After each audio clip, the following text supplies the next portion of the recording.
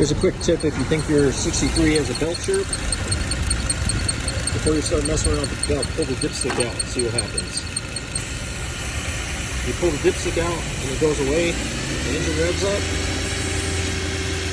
That's because the PCV valve that's located in the back of the head over here is bad. The check valve's bad and it's allowing too much vacuum. I went ahead and replaced the PCV valve for that noise and the chirping, and then I broke the old one open so you can see what happened here. This usually sits in there like that. This is the back cap of it, and right here is the failure. See how that tore? Right there.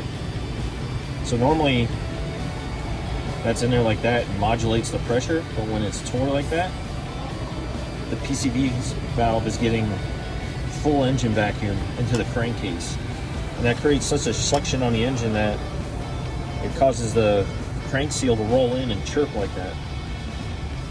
So when you replace that, it stops that, and now everything's good. Oh, and a warning, if you have the dipstick out and this is bad, it'll suck all the engine oil up into the intake. So be careful that you hydrolock your engine.